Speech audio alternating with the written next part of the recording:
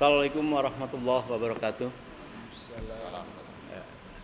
Saudara yang kami muliakan, pada malam hari ini kita mencoba berbincang di suasana Jogja. Dan bersama kami ada Bapak Profesor Dr. Indra Bastian, Guru Besar dari Fakultas Ekonomi Universitas Gadjah Mada. Dan tentu kedua di samping saya ini adalah tokoh yang kita sudah kenal, yaitu Bapak Dr. Marwan Batubara dari IRES dan Bapak Rizal Fadila SH. Beliau adalah seorang penulis yang sangat produktif ya, dan beliau dosen dan tentu sebagai aktivis yang sedang naik daun. Kita kepengen berbincang tentang masalah kesibukan masyarakat rakyat Indonesia dalam menyongsong Pilpres. Maka kita mencoba berbicara tentang menyongsong Pilpres yang bersih ya. Mampukah Pilpres yang sedang dipersiapkan ini menghasilkan sesuatu yang memuaskan ya, dengan keadilan, dengan tanpa kecurangan. Tentu kita mohon masukan dari pertama mungkin Bapak Profesor Indra Bastian untuk menyampaikan ini. Assalamualaikum warahmatullahi wabarakatuh. Ya, terima kasih nih. Saya menuntaskan janji. Jadi saya menuntaskan janji. Kalau bisa ini bisa mensut kepada kerangka pikir kita. Jadi kenapa kita kok bicara masalah pemilu bersih? Nah, kenapa? Karena sebetulnya begini yang terjadi. Betapapun besar usaha, energi, kemampuan seorang capres ketika dia mencoba mendapatkan suara banyak, ya, itu bisa dinetralisir, bisa dinegasikan dengan kecurangan-kecurangan di TPS. Sehingga gambar ini memberikan contoh ya, bagaimana pemilu itu bisa fairness. Ya, seorang dapat 80 juta suara, hebat kan, 90 juta suara. Tetapi kalau bocornya sampai 20 juta suara, akhirnya dia tidak bisa menang. Bukan karena dia tidak berusaha, tapi karena dia tidak mempunyai kemampuan untuk bisa mencoba untuk bisa melawan negasi yang terjadi di TPS. Nah, jadi ini contohnya ya. Jadi ini tolong supaya menjadi kesadaran bersama. Ini yang menurut saya bahwa ini yang dihindari oleh berbagai pasangan yang calon yang ada yang merasa tidak mempunyai kontrol cukup di TPS. Ya. Nah, berikutnya ya dari faktor ini semua ya negasi ini, saya ingin mencoba melihatkan ya adanya dua peristiwa besar itu pada masa itu. Ini saya cukupkan dulu ya. Dua peristiwa besar, yaitu satu yang terjadi dari ini menjadi pembicaraan kita semua saja, kenyataan lapangan. Ya, kenyataan lapangan itu 900 orang itu meninggal. Pada masa 700 sampai 900 meninggal pada saat pemilu 2019 dan menjadi perdebatan. Perdebatan di antara siapa? Di antara para dokter dan penyelenggara pemilu. Dan itu tidak tuntas. Sampai per hari ini. Dan itu menyebabkan satu, kita harus ngecek ini kemauan orang untuk menjadi saksi dengan resiko begitu besar, ya, sehingga itu menjadi suatu hal pertanyaan yang besar itu. Yang kedua, tidak bisa dipungkiri di balik itu ada premanisme di TPS, ya. Premanisme di TPS muncul dan dua faktor ini yang menyebabkan kemudian yang akhirnya pada saat yang sama pemerintah seperti Menko Polhukam mengatakan semua pemilu pasti ada curangnya. Ini pernyataan dari waktu ke waktu dan dia membuktikan dengan fakta dan data. Betul, pertanyaannya apakah itu tetap boleh kita lakukan sekarang? Kenapa? Masyarakat membutuhkan sesuatu yang kita sebut sebagai TPS bersih. Adu data pertama kali tidak ada koreksi sejak kota kabupaten sampai nasional semua data asli yang ada di TPS yang kemudian direkap di level kecamatan. Harusnya berhenti di situ tuh semua yang ada. Nah, sehingga pertanyaan kita ini ya, rekan-rekan ya, panel kami, ini gimana ini? Ya, yang satu belum disembuhkan, yang kedua pernyataan di lapangan kemampuan manajerial. Ya, pemerintahan penyelenggara pemilu tidak memperhatikan aspek-aspek ini. Aspek saksi, perlindungan saksi dan petugas. Aspek berikutnya yang ketiga adalah kepastian suara itu selesai di TPS atau selesai di kecamatan. Ya, begitu. Ya, Mas Mursal. ya. Saya kira cukup secara mendasar sangat gamblang sekali apa yang disampaikan Prof. Indra tadi ya Pak Marwan. Mungkin Pak Marwan yang malang melintang di Jakarta dengan Pak Rizal ini ya, tahu problematika tentang bagaimana sekarang ini orang banyak yang sudah mulai cemas, pendukung-pendukung capres terutama yang merasa ada yang melakukan kecurangan seperti itu. Jadi dengan syarat-syarat yang disampaikan Pak Indra tadi nampaknya membutuhkan suatu kondisi untuk bagaimana yang belum tuntas tadi, saya kira itu. Bagaimana menurut Pak Marwan? Ya, jadi harus kita sadari tentang motif ya. Motif dari calon-calon atau calon tertentu terutama dan yang mendukungnya dan juga yang sedang berkuasa sekarang. Nah, motif mereka itu adalah bagaimana memenangkan Pilpres dengan menghalalkan segala cara. Itu yang saya nilai. Jadi mau ngomong apapun kita ya, bahwa pemilu jurdil, kemudian transparan ya, sesuai aturan, itu memang tertulis dan itu menjadi dambaan semua kita. Tapi kalau kembali ke motif tadi, maka saya pikir itu menjadi sesuatu yang sangat-sangat sulit untuk kita capai, ya. Dan rasanya juga percuma, terutama kalau nanti kita bicara pendukung nomor 1, ya. Ini kita euforia dengan banyaknya sambutan terhadap Anies, tapi kalau dikembalikan ke motif tadi, maka prospeknya itu sangat minim dan rasanya kita hanya buang waktu. Anda mau berusaha seperti apapun, rasanya itu akan sangat-sangat sulit untuk bisa terwujud. Kecuali yang punya motif ini sudah berubah kelakuannya.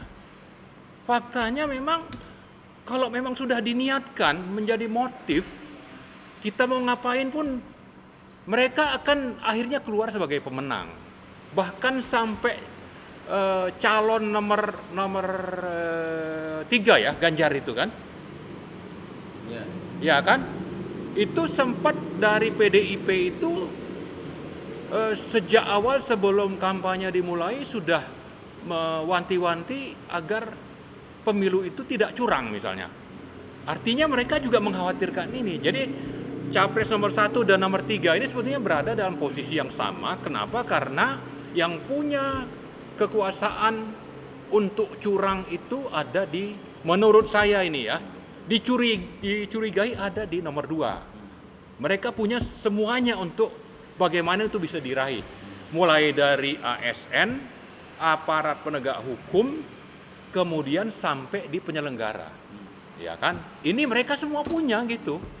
Jadi karena itu, okelah silakan kita punya harapan, kita bekerja, tapi siapkan juga diri Anda ini, ya, diri Anda semua yang mendukung Anies ini untuk prepare for the worst.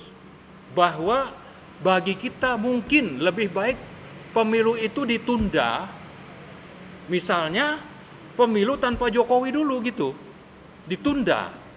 Karena dengan begitu prospek menangnya menjadi lebih besar dibanding ini dipaksakan.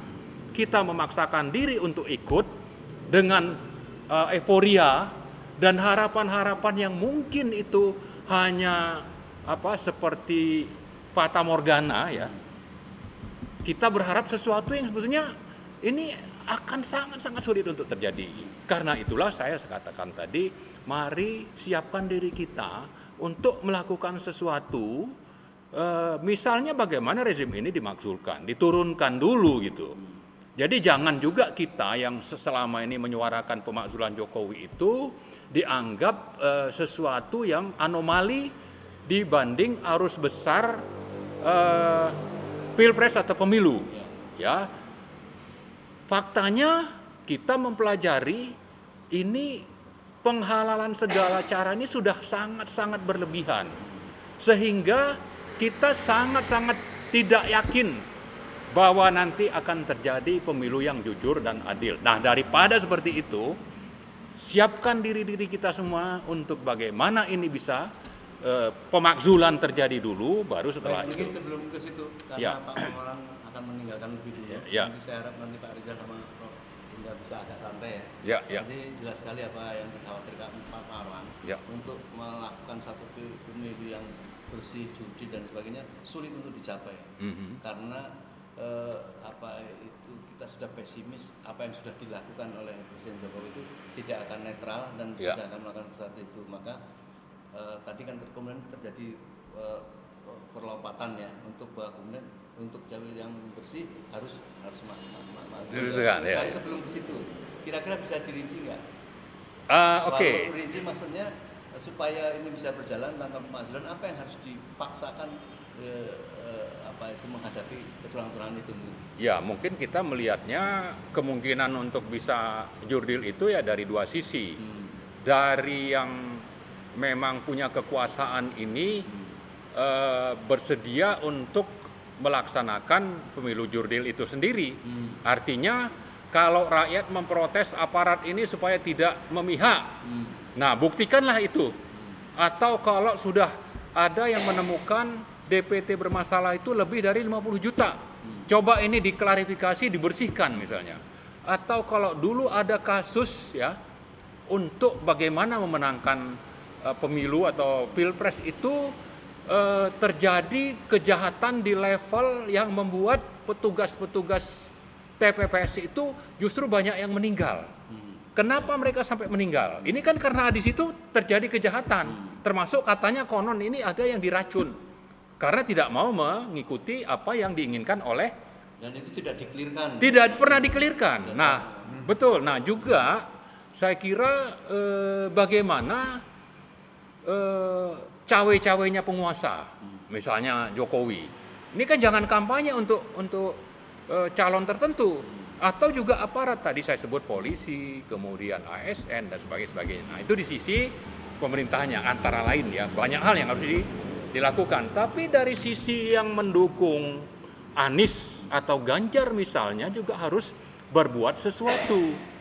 Misalnya bagaimana mempersiapkan saksi ya, yang dengan saksi itu hitungan yang memang benar-benar jujur dan objektif itu bisa kita pegang datanya, meskipun nanti di tengah jalan ya, apakah itu di kecamatan yang mungkin tidak melibatkan publik itu bisa saja dimanipulasi, tapi minimal kita upayakanlah untuk bagaimana supaya dari sisi yang mendukung Ganjar atau Anies ini melakukan sesuatu untuk mencegah terjadinya kecurangan.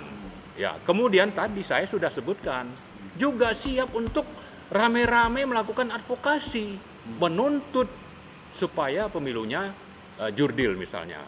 Lalu mengancam. Artinya, kalau itu mau dilakukan tidak terkunci pada waktu tanggal yang sudah ditentukan. Oh iya. Syarat ini harus dianggap sudah clear. Ya, betul. Betul. Nah, Jadi itu ya. betul ya, masalahnya kan memang ini seandainya pun ada bersuara lain meskipun itu benar ya, tapi kalau partai-partai pendukung, apalagi partai-partai ini di bawah kendali penguasa yang menyandra atau di bawah kendali oligarki, ya untuk terjadinya perbaikan yang saya usulkan itu agak kecil kemungkinannya. Maka supaya memang ini bisa mungkin ada manfaat, kita tidak hanya berharap kepada partai, tapi kepada rakyat yang bersuara, menyuarakan supaya pemilu jurdil dan sesuai aturan itu bisa terlaksana begitu. Kita Ya. tangkap sekali dari Pak Marwan, Ya. karena satu yang logis sekali ya. Ya. Cuma nanti sebelum ke Pak Indra, kita kepengen juga masyarakat mendapat edukasi tentang, mungkin sudah lupa kalau kita tahu kan apa yang harus dilakukan dalam Ya. pemilih yang bersih, yang adil. Ya. Mungkin sebelum kembali kepada beliau, mungkin Pak ini. Ya. Ini Ya. saya pada Pak Rizal ya, saya kira pengamat dalam banyak hal karena beliau memang pengamat, penulis dan pemerhati ya masalah bangsa dan masalah politik. Saya persilakan Pak. Ya, saya berangkat dari yang disampaikan Prof. Indra tadi. Ya. Di situ ada data-data tentang kasus pemilihan umum tahun 2019 gitu ya, disebut situ kan.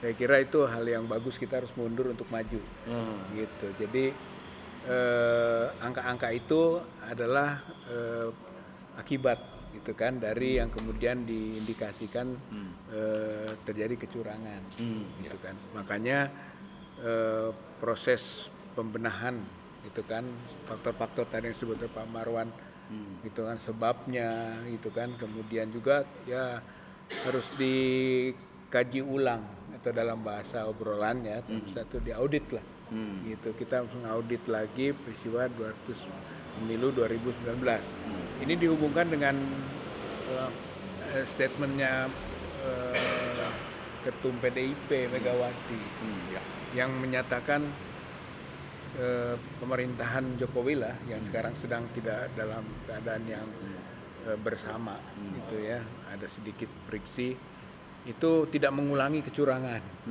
jangan ada kecurangan lagi gitu ya. Jadi memang sebetulnya secara tidak langsung diakui bahwa pemilihan umum 2019 khususnya Pilpres itu terjadi kecurangan itu gitu kan. Dan tentu saja kubu PDIP yang yang sebelum sampai kasus sekarang bersama-sama sangat mengetahui juga gitu kan tentang kecurangan itu. Nah, jadi jangan diulangi gitu kan. Jadi berarti ada pengakuan lah.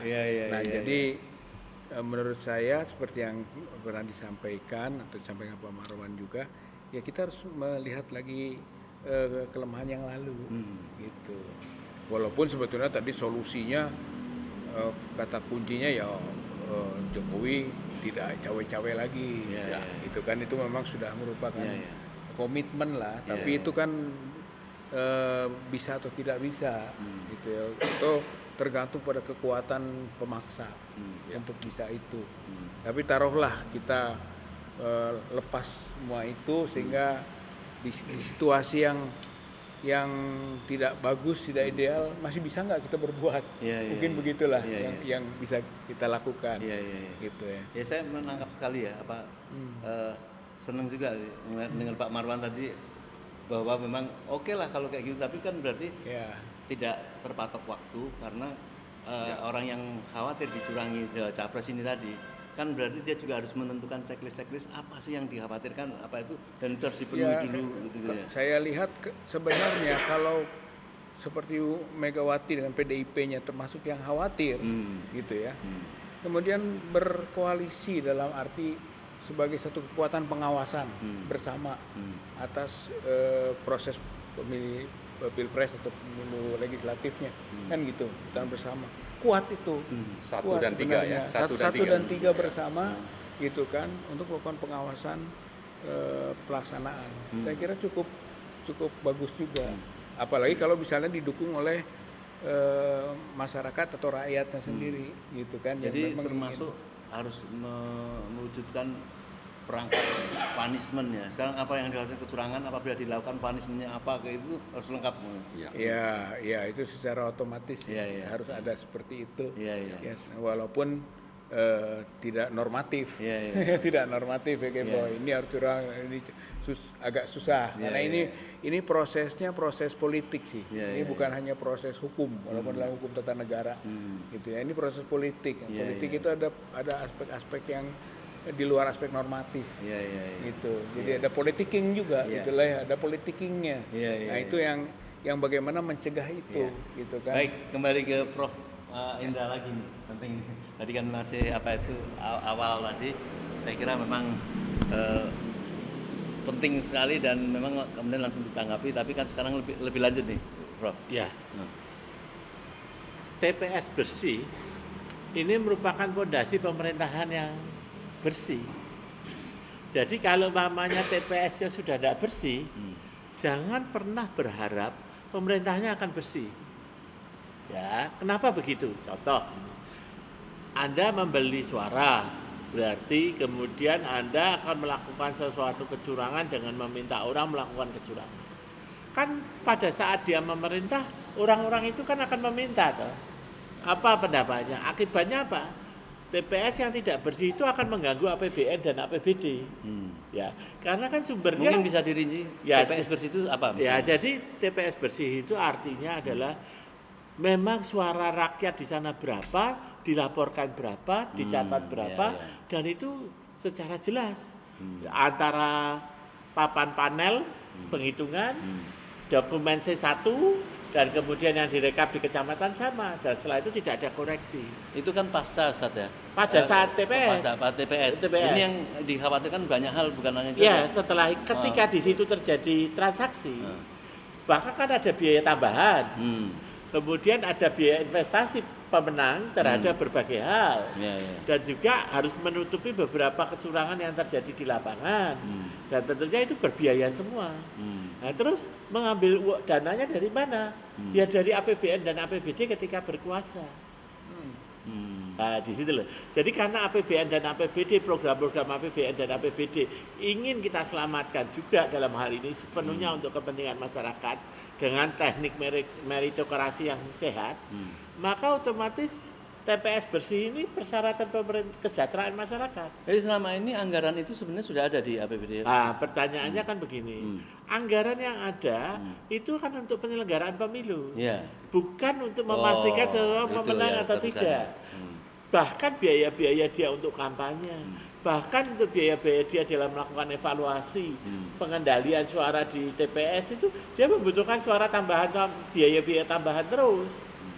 Sehingga akhirnya terjadi juga berbagai isu yang memang menjadi sulit untuk dibuktikan, itu adalah pembelian suara TPS. Nah, ini semua bisa terjadi kalau TPS-nya nggak bersih. Dan ini berdampak pada biaya tinggi. Jadi biaya pemilu yang tinggi. Nah, biaya pemilu yang tinggi itu dapatkan sumber dananya dari mana? Dari program-program proyek-proyek non penyelenggaraan pemilu yang ada di APBD dan APBN. Nah, itu akan terganggu pada saatnya. Nah, disinilah memang kita tidak bisa buktikan, tapi kita bisa melihat gitu. Ya, jadi ini kita harus berhati-hati di dalam hal ini. Tapi kita semua tahu secara logika pemilu yang bersih merupakan fondasi dari pemerintahan yang bersih. TPS yang bersih merupakan cara kita untuk membuat pemerintahan itu secara penuh dana-dana APBN dan APBD digunakan untuk program pembangunan masyarakat, bukan yang lain. Ya, demikian itu. Ya, jadi begini. Tadi sebenarnya solusi yang harus disyaratkan tadi dari dua pembicara tadi sudah disampaikan. Jadi mungkin bisa dirinci lagi tentang harus dilakukan apa, kemudian bila tidak seperti apa. Berarti kan itu potensi untuk memang mengubah waktu yang sudah ditentukan, satu. Yang kedua, bagaimana memberikan pengertian pada capres yang khawatir dicurang ini, termasuk konstituen yang terlalu sudah banyak sekali, yang sekarang ini sudah masuk dalam masa kampanye. Februari sudah akan terjadi satu coblosan ya. Itu gimana teknisnya? Satu, 3 capres ini memastikan di setiap TPS yang ada di Indonesia selalu ada 3 saksinya per koalisi. Ya, dengan 3 saksi itu bergantian mereka memberikan laporan masing-masing ke senternya berapa angka yang terjadi di masing-masing TPS. Jadi pastikan tidak ada TPS tanpa saksi. Pastikan 0 untuk TPS tanpa saksi. Semua TPS masing-masing koalisi ada saksi. Yang kedua, gunakan teknologi seperti WA yang tidak berbiaya untuk melaporkan hasil di panel C1, ya panel ya ke karton panel, dan kemudian di C1 untuk dilaporkan langsung. Dan ketika terjadi kecurangan, foto yang ada dan langsung dimasukkan ke WA group yang ada sehingga kemudian muncul bisa dilaporkan. Yang keempat, bantuan hukum. Jadi bantuan hukum buat para saksi dan petugas itu jelas di mana apabila mereka menemukan kecurangan, apakah harus diakses, apakah mereka perlu masuk ke rumah perlindungan saksi, atau mereka cukup hadir nanti di kecamatan, ya, untuk memberitahukan hal itu. Ya, setelah kecamatan, kita harapkan tidak ada koreksi terhadap suara di per TPS, karena suara itu kan terjadi di TPS, sehingga koreksi cukup satu kali kan di kecamatan. Kalau sekarang yang terjadi di beberapa pemilu, terjadi koreksi di kota kabupaten, terjadi koreksi lagi di provinsi, terjadi lagi koreksi di nasional. Nah, ini jadi koreksi cukup sampai dengan kecamatan. Ya. Nah, semua saksi plus bantuan hukum melakukan adu data pada waktu rekap di kecamatan. Ya. Drama yang dimunculkan di Mahkamah Konstitusi masalah suara itu hanya drama saja, karena tidak akan mengubah banyak. Yang akan mengubah banyak adalah data fakta lapangan ketika mereka maju di rekap kecamatan. Ya, di rekap kecamatan. Kalau sudah nasional kan hanya drama saja. Ya, apalagi di Mahkamah Konstitusi itu kan hanya drama saja sebetulnya, karena mereka kan tidak mempunyai akses langsung ke masing-masing orang. Tapi kalau orang di kecamatan itu punya akses di masing-masing TPS, gitu, punya akses di masing-masing desa, dan ini kemudian bisa terjadi adu data. Namanya Pak Marwan seperti itu maksudnya tadi Pak Marwan. Jadi saya mungkin bisa langsung. Ya, maka itu saya mau antarkan nanti 4 poin ini nanti yang disampaikan Pak Indah, nanti akan saya kejar bagaimana untuk melaksanakan ini ya. Sekarang ke Pak Marwan dulu karena sudah mau jalan. Tapi saya ada satu pertanyaan yang andai kata yang disampaikan beliau tadi tidak terpenuhi gitu. Iya. Dan yang pertama, yang kedua, apakah kalau terjadi kecurangan jelas dilakukan itu hanya melakukan penghukuman terhadap orang yang curang, tidak menghalangi pemilu yang sedang berjalan? Artinya apa? Oh, ini curang cukup banyak, nggak bisa, ya udah dianggap pemilu nggak jadi atau seperti apa? Jadi gini, saya kira kita kembali ke bicara motif, kemudian modus. Modus tadi kan kalau ada modus kecurangan itu kita yakinkan bahwa ini tidak terjadi misalnya di TPS atau di tingkat-tingkat berikutnya, ya kan?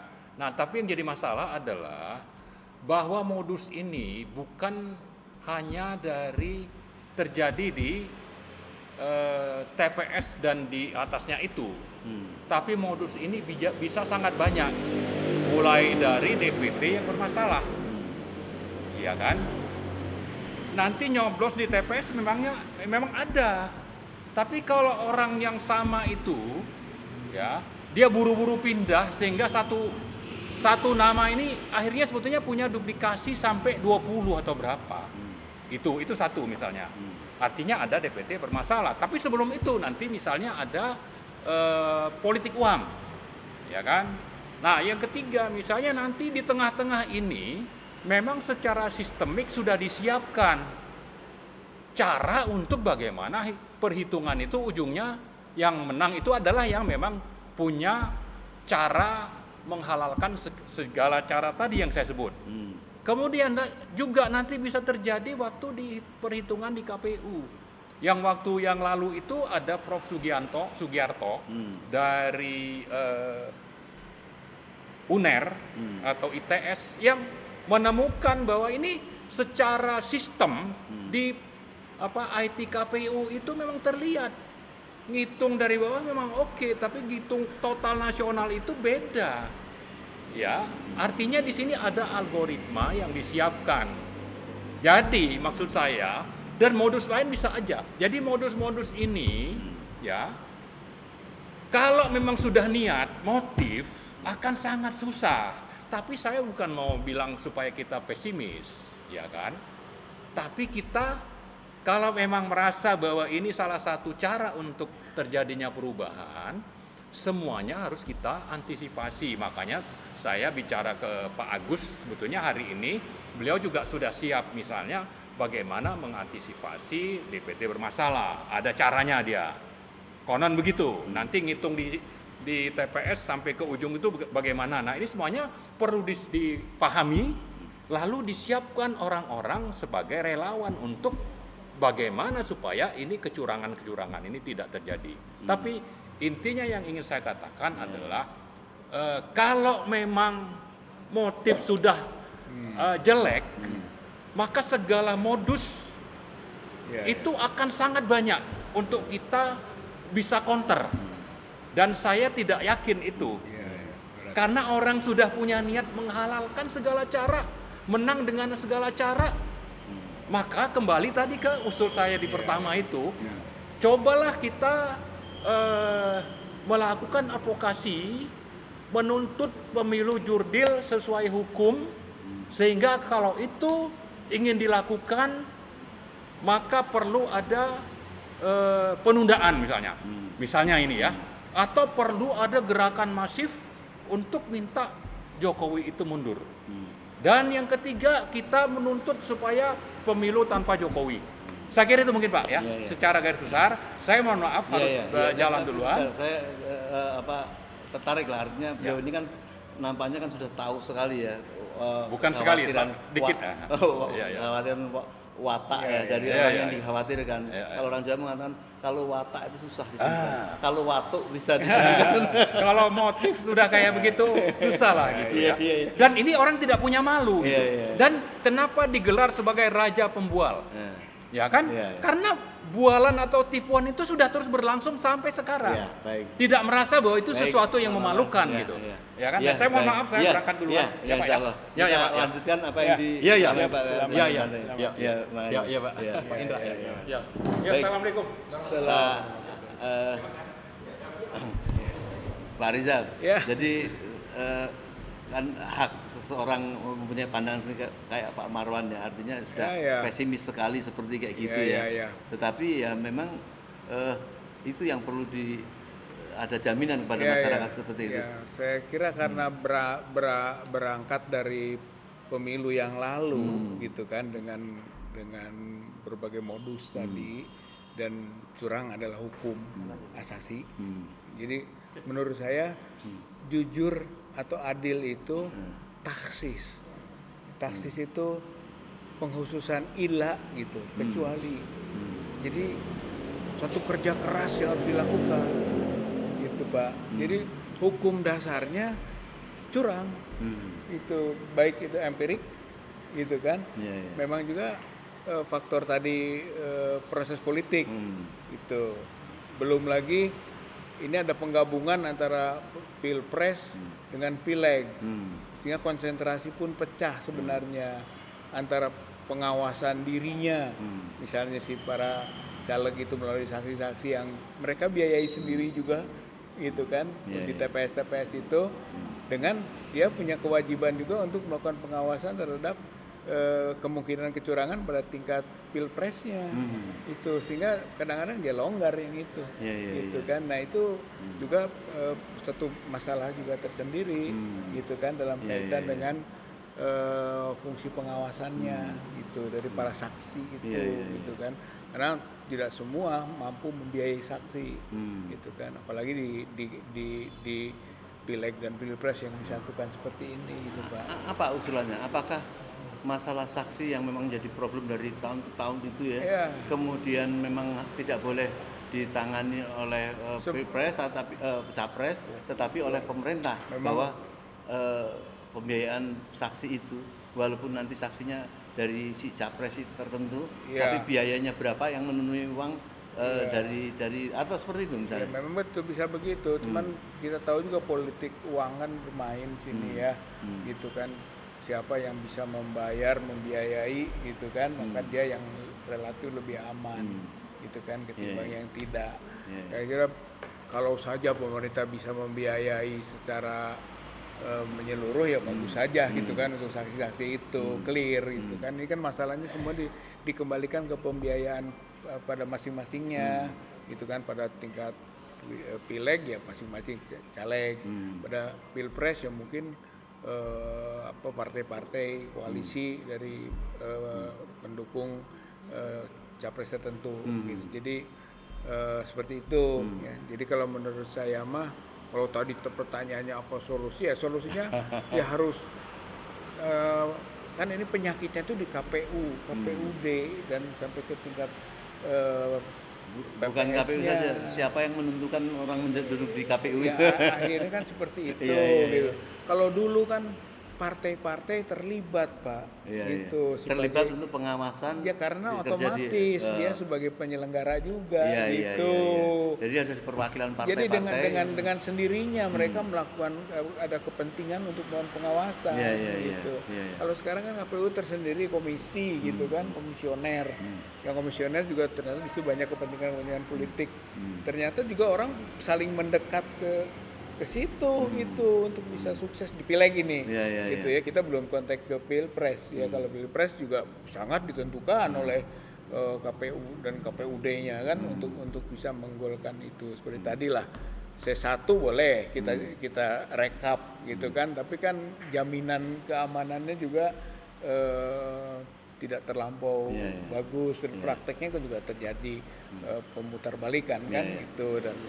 Dan kalau sudah naik-naik ke atas susah, Pak, pada tingkat yang paling bawah data-data ini gitu kan, bawa ke MK juga nanti udah nggak lagi detail kalau menurut saya mah gitu kan, udah nggak detail dia udah sulit untuk melakukan pengecekan detail gitu. Dan disitulah akhirnya global tadi atau hanya fragmen saja gitu kan. Jadi memang harus dikejar sampai ke ujung sebetulnya, Pak. Pada tingkat MK-nya juga. Tapi ada peluang kalau menurut saya, misalnya pemerintah atau pihak-pihak yang berkepentingan itu menjaga MK lama, gitu kan, MK lama untuk melanjutkan pada proses pilpres pileg yang 2024, gitu kan. Jadi dia maunya begitu karena punya pengalaman positif buatnya, tapi rugi buat pihak rakyat lah gitu. Nah, itu harus dibenahi sampai ujung, Pak. Prof, jadi itu tadi yang dikhawatirkan dari dua pembicara, Pak Marwan dan Pak Rizal. Tapi saya tetap bersemangat, Prof tetap mengungkap hal-hal yang harus dilakukan, bahwa masalah teknis pengawasannya itu nanti urusan lain ya. Tetapi apa yang memang harus diketahui oleh masyarakat dan tentu capres yang sedang berkepentingan, kemungkinan banyak hal-hal yang perlu diberi masukan. Tadi kan Prof mengatakan bahwa kewajibannya terpenuhi saksi. Kalau memang itu harus dilakukan atau dibiayai pemerintah, apakah memang harus itu menjadi tanggung jawab capres tertentu, kecuali itu saksi yang di luar. Saksi kan ada yang di dalam, ada yang di luar ya. Kalau yang di dalam itu memang harus dijamin oleh pemerintah, orangnya tetap dari partai, dari pilpres, tetapi yang biayain pemerintah. Kemudian yang kedua misalnya tadi pengawasan dengan WA tadi. Tapi kecuali itu apalagi tadi sudah ada banyak hal nih yang saya tangkap, Prof. Jadi begini, kita ini penyelenggaraan pemilu KPU maupun Bawaslu ini terkelabui oleh masalah budget. Masalah budget. Mereka selalu mengatakan permasalahan utama kita, para calon itu selalu budget. Sehingga karena money is a driver sebagai arah dari semuanya, maka ujung-ujungnya politik uang akhirnya masalah anggaran yang dihabiskan. Sehingga kembali lagi ujungnya berikutnya pendapatan untuk mengembalikan biaya yang dikeluarkan maupun untuk menghadapi masa depan. Jadi ini semua pemikiran ini. Padahal ini contoh sederhana saja ya. Kalau DPT jelas itu harus dikoreksi di masing-masing rakyat. Itu kan sebetulnya kalau kita terbuka, kita kan bisa langsung tanya ke partai tuh. Anda punya konstituen di setiap kecamatan kan? Ya, itu kan sebenarnya tanpa biaya. Betulnya ya. Yeah. Kan itu kan orang-orang kan datang, ya kan datang ini orangnya tidak ada, ini orangnya tidak ada kan bisa begitu dilaporkan ini orangnya tidak ada tinggal dipanggil kan. Anda memangnya KTP mana kan gitu ya, selesai DPS dan DPT selesai. Yang kedua saksi di TPS.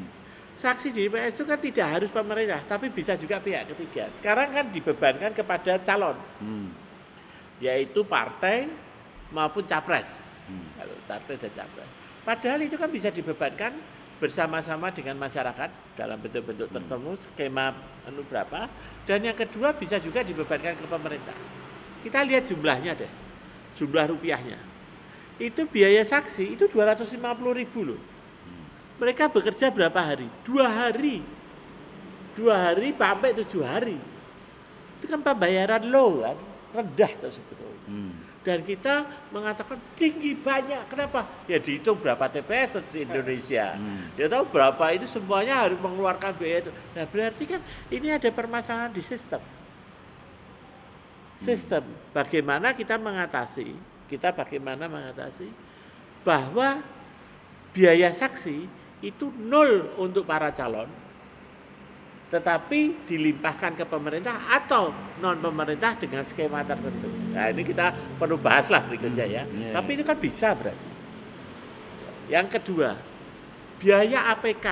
APK ini sederhananya itu alat peraga kampanye. Jadi ini bahasa istilahnya APK ini. Saya juga belajar banyak dari teman-teman partai ini ya. Ini istilah yang apakah itu baliho, stiker, poster, kalender. Pertanyaannya, emangnya enggak bisa itu kalau kita nyetak banyak, kemudian harganya jadi turun, kemudian biaya distribusinya ditanggung oleh pihak non calon, ya pihak non calon, artinya bisa pemerintah atau skema lain. Apa enggak bisa itu? Bisa. Pertanyaannya, itu yang nggak dikerjakan oleh penyelenggara pemilu maupun pemerintah yang berkaitan dengan penyelenggaraan pemilu. Selama ini berpikirnya biaya itu biarkan menjadi beban dari para partai. Nah, terus yang ketiga berikutnya adalah kita mempunyai penyelenggaraan pemilu adalah partai setelah pemenangan. Itu kan bisa ada limit anggarannya kan. Anggarannya berapa dan sebagainya, partai yang aturannya kan bisa, sehingga tidak ada pembiayaan politik dalam artian buat partai maupun pada saat memenangkan untuk pemilu itu dibebankan secara masif ya setelah terjadinya itu, setelah kita resmikan di undang-undang, kemudian ada secara informal beban-beban APBN APBD terhadap hasil-hasil pemilu itu. Berarti bisa. Jadi pertanyaannya skemanya gimana? Itu yang harusnya diperdebatkan secara terbuka. Jadi masalah APK itu bila ada kelihatan ketidakadilan bisa jadi tanpa APK berupa baliho misalnya, atau yang bisa juga kan tanggung jawab pemerintah dalam menyiarkan di TV-TV secara standar itu misalnya gitu ya. Ada Menkominfo, ada radio, ada nomor WA seluruh Indonesia kan ada kan nomornya. Kemudian ada televisi. Mereka kan mempunyai kewajiban-kewajiban sosial yang bisa ditentukan melalui peraturan pemerintah. Jadi peraturannya pemerintah yang harusnya dipastikan bukan apakah menteri atau wali kota yang sedang menjabat menjadi tetap boleh menjabat, tapi justru mengatakan selama pemilu 5 detik setiap hari harus dibagi kepada 3 calon. Ya kan gitu toh. Berarti kan mereka harus menyebarkan dan itu merupakan perwujudan bantuan masing-masing TV kepada penyelenggaraan pemerintah kan bisa diaturan. Iya itu bisa, tetapi jangankan itu, sekarang ini aja tentang masalah syarat proses debat pemilu misalnya yang sedang diributkan ini ya. Jadi itu saja nampaknya sudah terjadi ketidakfairan gitu. Dan itu gimana kalau ada seperti itu? Jadi tadi Pak itu kan memang kita sudah melihat banyak hal yang secara tidak selain pekerjaan inovasi ya, inovasi kemudian efisiensi dan efektivitas daripada penyelenggaraan pemilu dan kemudian beban setelah pemilu itu harusnya dikerjakan secara lebih baik. Ya, tapi ini ada satu hal lagi yang atmosfer yang tadi dikatakan itu adalah atmosfer. Atmosfer itu artinya bagaimana kita menciptakan pemilu aman, damai, jurdil itu luber itu atmosfernya. Nah, nampaknya ini atmosfernya atau bahasa kanunya bahasa kerennya itu political will. Ya political will-nya itu nggak ada dianggapnya, sehingga yang terjadi adalah kepercayaan. Nah, kepercayaan yang kurang terhadap bagaimana penyelenggaraan pemilu. Nah, ini that's the problem. Jadi kita nampaknya ini para konsensus partai maupun para caleg maupun capres maupun penyelenggara pemilu harusnya memang berkonsensus bersama ini untuk menciptakan atmosfer pemilu yang luber dan berikutnya untuk menciptakan trust. Jadi setelah pemilu trust masyarakat lebih tinggi kepada pemerintah. Indikatornya kan jelas. Kesejahteraan masyarakat lebih tinggi, trust pemilu, penyelenggara pemilu lebih tinggi. Nah, selama ini kita tidak pernah mengukur itu.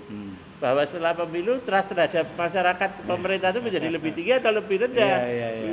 Nah, pada dasarnya semuanya sehingga kita membutuhkan buzzer untuk meningkatkan rating. Rating. Nah, ini sebetulnya kita tidak membutuhkan buzzer.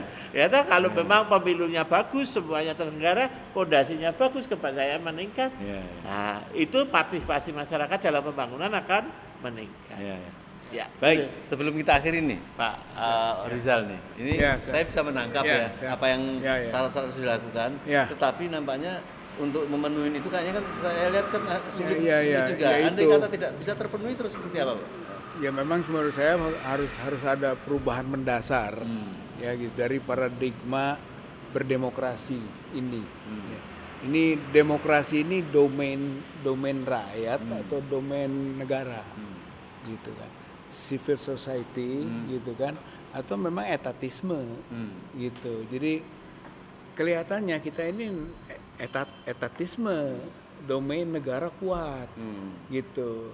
Sehingga masyarakat aksesori, termasuk pengawasan itu bagian dari aksesori itu, gitu kan, bukan esensi, gitu. Oleh karenanya pasti itu semua yang dekat kepada kekuasaan dia berpeluang, gitu kan. Apalagi dibangun juga sistem yang kapitalistik, gitu, di mana pemilik uang, pemilik kekayaan dia lebih berpeluang, gitu kan, ketimbang yang punya kualitas tapi dia tidak punya daya dukung itu, gitu. Nah, oleh karena itu pikiran mendasarnya ini adalah harus kita ubah dulu, gitu Pak. Ini mungkin ke depan kita berbicara tentang sesuatu yang ideal. Jadi gitu bagaimana kan menghadapi teman-teman yang sedang bersemangat, karena kan sekarang tidak terpikir masalah itu, tetapi bagaimana menaikkan elektabilitas mereka, gitu ya? Ya saya kira bisa kasihan kepada mereka, banyak yang berkualitas, gitu kan, tapi dia tidak berhasil, dikalahkan oleh yang seadanya dari kapasitas, tapi dia punya kemampuan untuk termasuk membeli suara, kan gitu. Karena praktek pembelian suara itu ada orang yang sudah tidak punya harapan, suaranya dijual dan diambil oleh mereka yang sedang berkompetisi di kemungkinan berhasil, gitu kan, dalam urutan-urutan ataupun antar partai, bisa kemungkinan begitu, Pak. Masukan supaya terpenuhi syarat-syarat itu yang dibutuhkan untuk pengawasan secara dianggap mampu oleh masyarakat, apakah DPR diingatkan kembali, apakah kemudian polisi dan TNI, karena saya lihat kemarin itu ada penandatanganan antara Polri dengan untuk supaya mereka tidak berpihak. Apakah itu belum cukup? Tidak cukup, gitu ya, itu karena kita juga demokrasi formalistik, gitu, banyak aspek-aspek formal saja yang dibangun, tapi sebetulnya tidak netral, kan, harus netral aparat, tapi kan prakteknya digalang, bahkan terang-terangan, gitu kan, sehingga ada dasolen dasain lah, gitu ya. Oleh karena itu mungkin meminimalisir saja yang menurut saya bisa kita lakukan dalam sistem yang seperti ini, nggak bisa maksimal, gitu, nggak bisa rakyat masyarakat berbuat, gitu, karena tadi domainnya ada di domain negara, gitu. Sistemnya kapitalistik, sistemnya etatisme gitu. Dan pemilu berada di ruang demokrasi seperti itu gitu. Jadi kalau menurut saya minimalnya apalah yang bisa dilakukan. Jadi kalau tidak mau memenuhi apa syarat seperti itu Sulit. Kita akan Sulit. tetap dalam posisi yang antara mereka yang kuat dengan yang lemah. ya Gitu. Yang lemah tetap lemah. ya Gitu. Nggak bisa dia bangkit dan bisa mandiri ya dalam sistem pemilu begini. Ya, oleh karena itu solusi yang tadi disampaikan Pak Marwan, kita mulainya justru dari atas, gitu, kepala, gitu. Ini Karena termasuk closing statementnya. ya Jadi menurut saya ini intinya- karena ini busuk, gitu. Jadi ini sistem busuk, Oke. dan busuknya ikan dari kepalanya. Itulah yang dimaksudkan tadi. Gimana kalau kepalanya kita benahi, Iya, iya. gitu. Iya, Jadi memang akhirnya di situ pikiran-pikiran bersih dan jernih, gitu, dimulai dari political will sampai TPS Iya, yang iya. bersih, Iya. gitu. Saya kira karena Iya, itu iya, saya kira udah tegas sekali jadi ya. intinya demikian, Iya, gitu. iya, Kenapa iya. tadi pemilu tanpa Jokowi? Karena realnya, Iya, gitu, iya. Jokowi adalah kepala yang busuk. Iya. Prof, jadi begini Prof.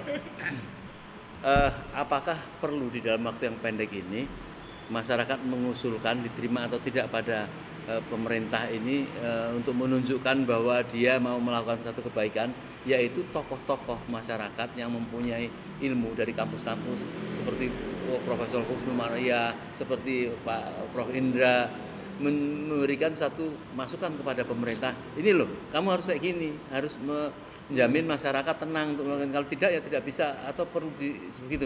Ya, jadi memang ada ini pendekatan mikro dan pendekatan makro. Nah, pendekatan mikro tadi bagaimana sebetulnya manajerial yang terjadi di lapangan. Memang harus banyak hal dalam penyelenggaraan pemilu ini harus diperbaiki. Ini kita kasat mengatakan ya. Yang kedua, ini yang menjadi aura khususnya untuk 2024 bahwa pendekatan makro kita secara atmosfer memang terjadi ketidakpercayaan. Nah, ini harus kita ini kita harus terima secara faktual. Nah, ini menyebabkan berbagai usulan yang terjadi di masyarakat. Ya, ada berbagai. Nah, ini perlu dipahami oleh presiden sebagai pimpinan tertinggi negara ini. Bahwa ini bukan ini bukan hanya suara celupan biasa, ini fakta di lapangan. Dan ini didasarkan pada apa kejadian masa lalu sejak tahun 2019. Nah, dengan memahami hal itu, tentunya sebagai penyelenggara negara dan juga para pimpinan negara yaitu presiden, DPR, kemudian ini harusnya mulai berpikir bahwa kita memang harus menyelenggarakan suatu pemilu yang bersih untuk menjamin kesinambungan pemerintahan dalam artian terselenggaranya negara ini terus-menerus. Kalau enggak ya nanti kita akan lebih banyak waktu dan energi habis karena masalah ketidakpercayaan ini. Jadi ini menjadi penting ya, bahwa para elite harus paham masalahnya bukan bagaimana partisipasi, masalahnya bukan hanya lagi bagaimana manajerial yang baik dan bersih, tapi ada satu masalah makro yaitu ketidakpercayaan. Ya, ketidakpercayaan ini harus disolusikan cepat sebelum Februari masuk, sehingga masyarakat yakin bahwa pemilu memang sarana untuk membangun dan mereka difasilitasi bagaimana mereka akan mendapatkan kesejahteraannya. Ya, ini sesuai dengan amanah di pembukaan konstitusi kita. Jadi ini menjadi penting. Kira-kira pemerintah mau nggak mencoba melangkah apa yang seperti Prof Indra tadi sampaikan? Mereka pasti harus, ini yang harus kita tunjukkan bersama-sama kepada para elit dan mereka nampaknya sudah mulai menangkap ya bahwa faktor ketidakpercayaan ini tinggi. Ya, ketidakpercayaan ini tinggi. Sehingga tadi yang saya sampaikan kemarin sudah ada penandatanganan antara Polri sama TNI yang dituduh-tuduh masyarakat sudah tidak netral menandatangani karena mungkin mereka sudah tahu itu ya, sudah respon. Jadi kan itu mereka melihat masyarakat contohnya atasan memberikan jabatan kepada bawahannya. Itu tentunya kalau dengan transaksional maka akan terjadi imbal balik. Ya. Sehingga orang bertanya, ini pada saat pemilu terjadi pergantian. dan kemudian apakah ya tidak terjadi imbal balik. Hal-hal itu kan muncul karena apa? Ketidakpercayaan. Sehingga ini para pejabat-pejabat ini harus berarti menunjukkan fakta-fakta bahwa mereka memang bisa mendapatkan kepercayaan masyarakat itu. Jadi semakin banyak pejabat yang diganti dalam periodikal ini akan semakin meningkatkan ketidakpercayaan. Jadi ini kan harus dipahami ya. Yang kedua, bahwa para pejabat kita pelaksana operasional terkait di lapangan harus berani menunjukkan bahwa mereka melakukan yang bisa menjawab ketidakpercayaan.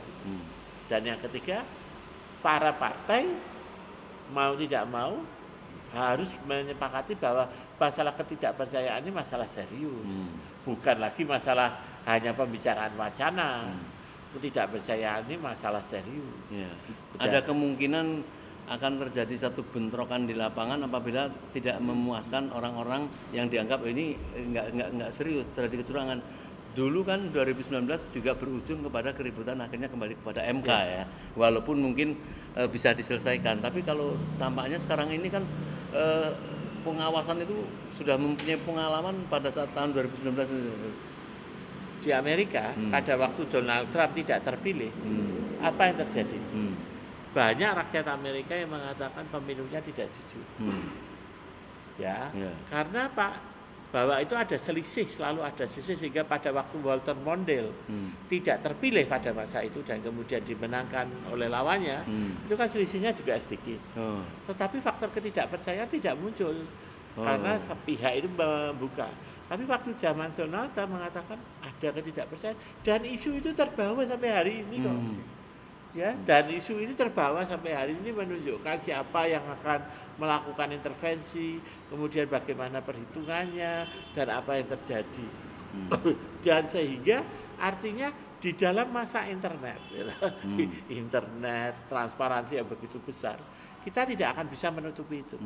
Oleh sebab itu sadarlah ya, para pejabat, para pimpinan partai politik, para pimpinan negara, para penyelenggara pemilu, Anda itu melakukan kebijakan, implementasi kebijakan Anda itu pada masa internet, bukan masa sebelum pandemi. Sehingga semuanya akan terekam dan itu akan diputar ulang pada waktu anak cucu Anda melihat. Jadi ini hati-hati kita. Ya tahu bukti-bukti digital bahasa kita ya. Ini akan terlihat bahwa kemudian seseorang melakukan hal-hal yang menumbuhkan ketidakpercayaan itu. Baik, terakhir nih. Ini kan kita di luar ya. Ini kita di luar. Kira-kira dua capres tadi mengkhawatirkan nggak sih akan terjadi kecurangan itu atau biar aja tetap pokoknya berjalan ini? Saya punya keyakinan seperti ini. Bahkan Prabowo pun dengan pengalaman 2019 takut juga pada kecurangan. Ya kayaknya paslon 2. Tapi kayaknya sekarang joget-joget udah yakin kok. Jadi maka saya akan mengatakan di dalam benak hati mereka, paslon 1, paslon 2, paslon 3 semuanya sebenarnya mempunyai hal yang sama, pemandangan yang sama masalah kecurangan ini.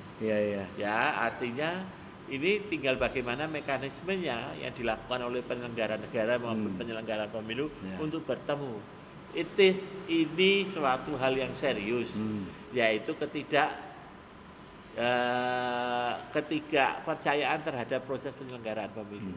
Ini hal yang serius. Baik, insya Allah kita akan ketemu lagi. Tapi sebelumnya mungkin ada yang mau tambahkan Pak Izzat sedikit. Saya kira ada karena tadi saya berangkat dari domain negara dan domain rakyat dan rakyat harus semakin kuat, maka kekuatan rakyat yang dibangun kan, bahasa politisnya kan people power, gitu ya. Ternyata people power itu bukan hanya digunakan untuk menurunkan seorang presiden misalnya, bisa juga people power digunakan untuk melakukan proses seperti ini, gitu ya. Yaitu rakyat yang bukan mobilisasi tapi partisipasi, gitu kan, maksimum sebesar-besarnya kita gerakkan untuk melakukan partisipasi di proses pemilu. Sehingga ada kekuatan psikologis bagi pihak-pihak yang akan melakukan kecurangan tadi, gitu kan, akan berhadapan dengan kekuatan rakyat ini, gitu, proses. Kalau itu ternyata juga terjadi, berarti kekuatan rakyat akan membuktikan di waktunya pemilu itu, dan akan terbukti pula ketika pascanya, gitu. Saya kira bangunan ini, gitu ya, adalah satu fenomena yang mungkin juga bisa terjadi ketika melihat distrust, gitu kan, kepada kekuasaan yang ada. Itu kan berangkatnya kan dari kecurigaan ini. Tadi kan asumsinya begitu. Hukumnya curang dulu, kecuali gitu. Kecuali kalau kita bisa melakukan upaya yang jujur dan adil, gitu. Jadi people power kalau saya lihat, Pak. People power dalam makna yang bisa dilakukan dalam proses yang linier. Ya, yang linier ini. Ini kan pemilu itu linier. Sedangkan yang pemakzulan misalnya itu unlinear, gitu. Jadi bagaimana people power bisa berspektrum luas, dan bisa memberi dampak yang positif bagi kebaikan. Termasuk pengawasan maksudnya. Termasuk pengawasan. Tadi people power itu tadi. Jadi isu people power itu bukan hanya penurunan seorang pejabat publik, tetapi juga seperti ini, Pak. Baik, Mas Rizal. Saudara sekalian, saya melihat dari pembicaraan sebentar dari 3 pembicara tadi, nampaknya kok bisa terurai ya yang dikhawatirkan terjadi polarisasi. Tetapi yang terpenting sekarang ini tentu kedua paslon, dua capres yang khawatir dicurangi oleh tertentu, atau bahkan beliau tadi menyampaikan Prabowo pun juga ada khawatir. Jadi kekhawatiran ini menarik ini. Ketiga-tiganya kan berarti sama-sama khawatir.